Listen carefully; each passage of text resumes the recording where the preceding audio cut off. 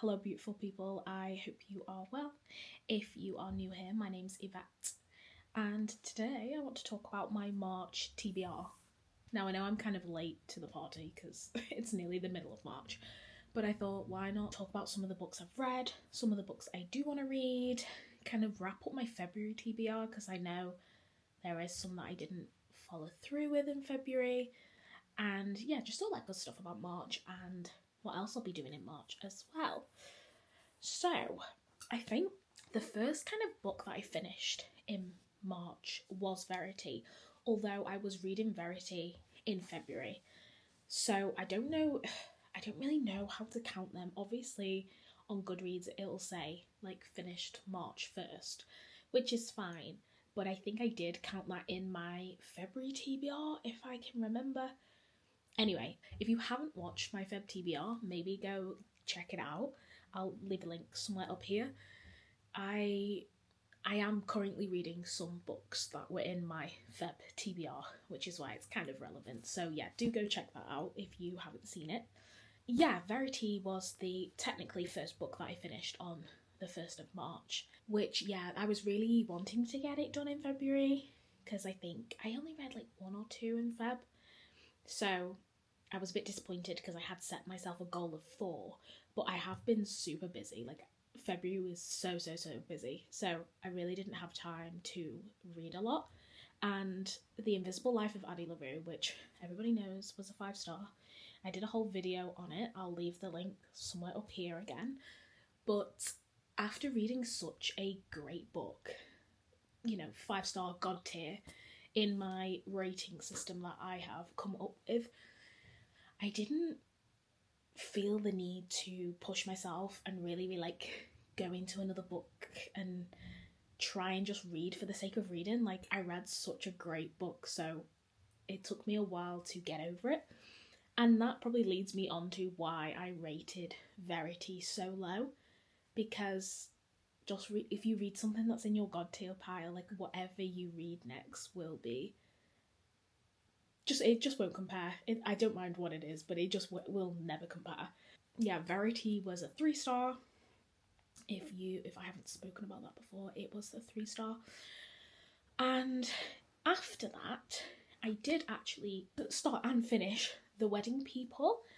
Now, The Wedding People was also on my Feb TBR, which is... Anyway, I got to it. It's fine, guys. The Wedding People, I guess let's talk about it a little bit. So I went into The Wedding People kind of like I do with most books. I go into them very blind. I normally don't read the blurb. I just kind of pick the book up and see what I think. And sometimes that really does work in my favour because I picked up The Wedding People expecting it to be a fluffy romance. And straight away, it's not that type of book. And that, to me, just made me love it even more.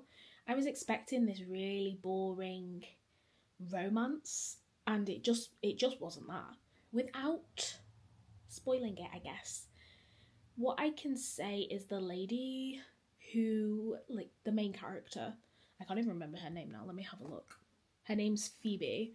She is the FMC, and she is severely depressed and lost in her life, in her thoughts, in her feelings. She doesn't see a way out, and let me read the blurb to see if it spoiled it.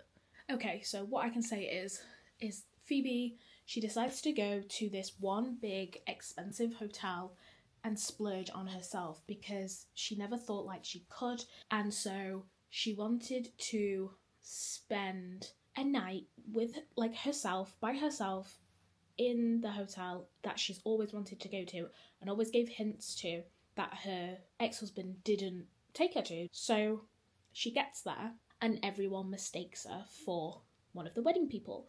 There is a wedding going on and the bride quickly clings on to Phoebe, and to be honest, it was just so different to what I was expecting. And it was more about overcoming her depression, her thoughts, her struggles, and also like realising herself that what she wanted in life and what she deserves to have in life.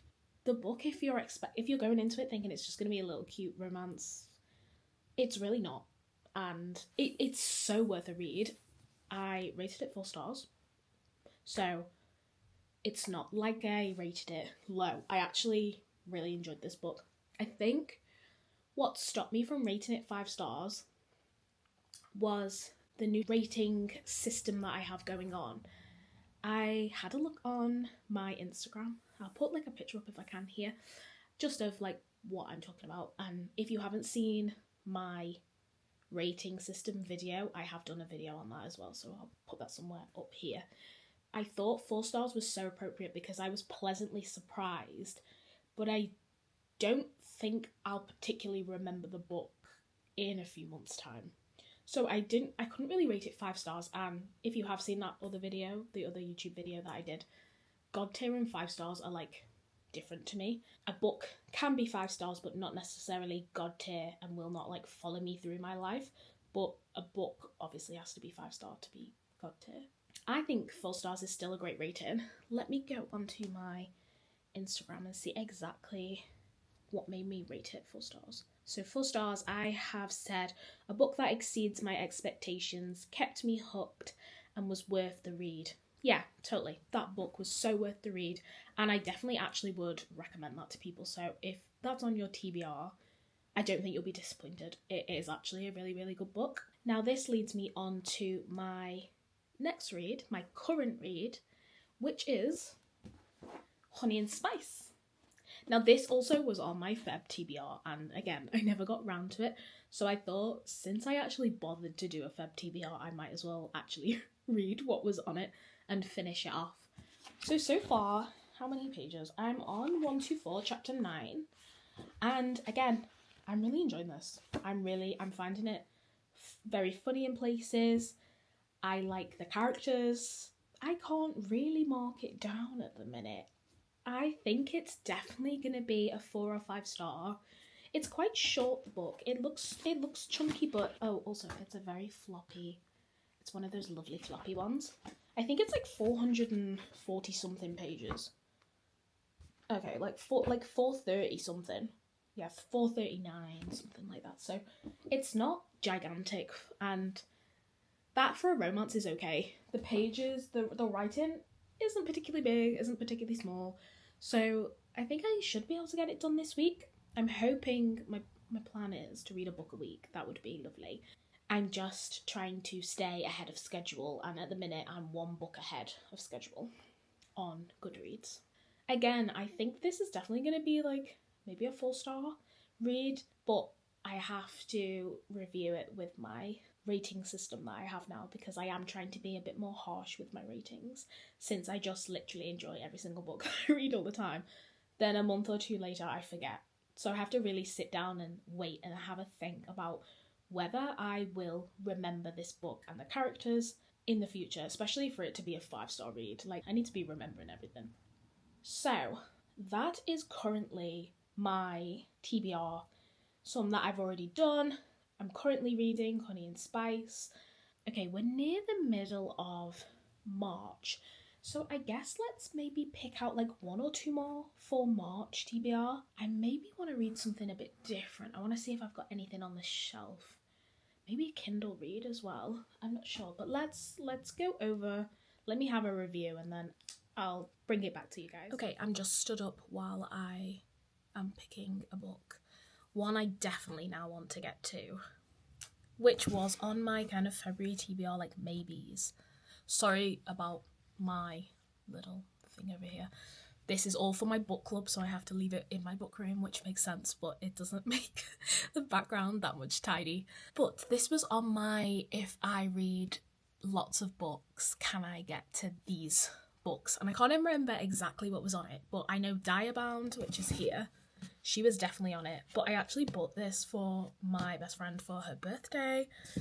Oh, also, best birthday party I've ever been to. Let me put up some pictures or something here. She looked absolutely beautiful, first of all, and we like dressed up, and we had just suits on and lovely long dresses, and oh god, it was stunning. I literally had the best night.